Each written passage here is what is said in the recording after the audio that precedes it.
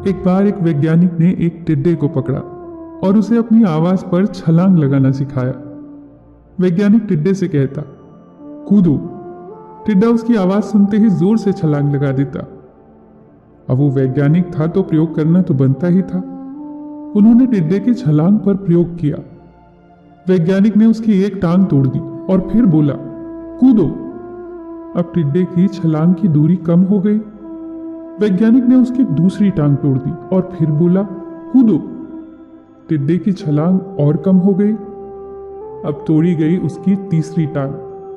छलांग की दूरी और कम हो गई। एक एक करके बेचारे टिड्डे की सारी टांगें तोड़ दी गई। अब आखिरी टांग टूटने पर जब उसे कहा गया कूदो, तो वो हिल भी नहीं पाया।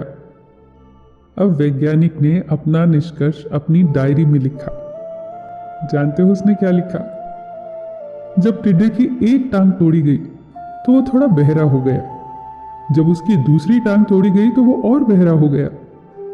हर टांग टूटने के साथ वो और बहरा होता गया और सारी टांग टूटने के बाद वो बिल्कुल बहरा हो गया। जोर जोर से चिल्लाने का भी उस पर कोई असर नहीं हुआ। वो तो अपनी जगह से हिला तक नहीं। छलांग लगाना तो दूर की बात थी। इस कहानी को सुनकर सभी को ऐसा ही लग रहा है ना कि क्या मूर्ख वैज्ञानिक था।